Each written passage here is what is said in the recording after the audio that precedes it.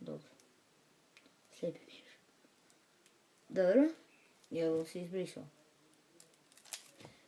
Dobar dan ljudi, danas je video i ja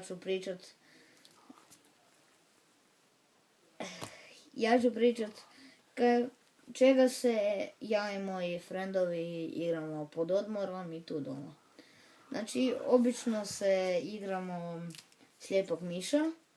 Znači, neko ima šal nekaj na očima i traži, a drugi bježe od njega i koga ulovi, on mora ga opipati i reći ime. To nam je hit, to sad stalno igramo, mada ja ne zato jer imam na noktu mi se na grani odtrgnu dio nokta. Onda smo se, ja i Luka, nas je stalno Stella, jedna cura, lovila. Ona nas je stalno lovila. A mi smo bježali i obično smo se skrivali u WC-u.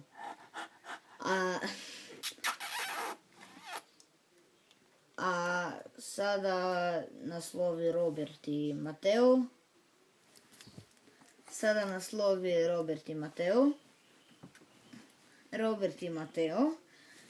I ja i Luka se obično u WC-u skrijemo svako u svoj kut, jer nas oni se deru i onda plaše čak. Onda smo se prije igrali malo jako Minecrafta. S vremenom nam je svima dosadila igra. Fora je onak na prvi pogled kao genijalno preživljavam i svoje kockica, ali kad malo više igrate zapravo je glupo. Mislim, dobar je okej, ali nije baš toliko dobar koliko ga hvala.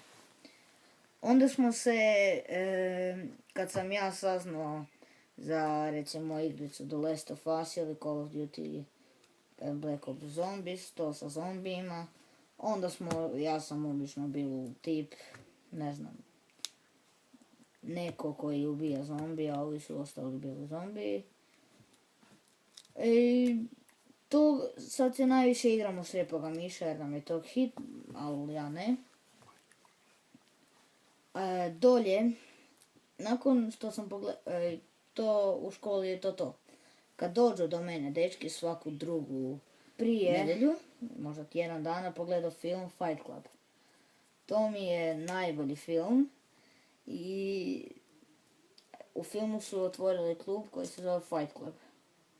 Tak sam i ja otvorila svoje dolje, gdje se ja dečki kao tučemo, ali zapravo se ne tučemo nego samo ovako blizu, ali moramo odglumiti ko da je to. I onda imamo tam pjesme za nabrijavanje. A prvo naravno vježba, da. I to je napravljeno da se zabavimo to i da skinemo kao kile, ali koji imaju, da. Koji imaju. Koji imaju, da. Onda sad se igramo preživljavanja, ja i Ivano. Genijalna igra, ali sada smo kao igrica, ali nije igrica na PlayStationu. Kao zove se Survival Game, imaš 3 lika, Huntera, Mana i Womana. Znači, lovac u prvom dijelu ima sjekiru, čovjek mora primat. Čovjek u drugom dijelu nema sjekiru, a lovac ima mačetu. A u trećem dijelu će biti kao Hero Age, gdje će biti superheroji.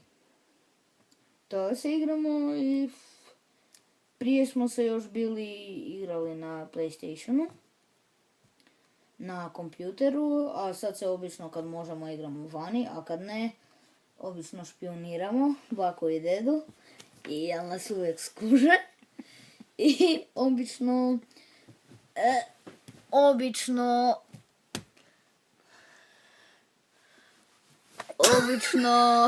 se igramo sa legićima. zaboravite kaj se sad desilo i malo prije, tako da, bok.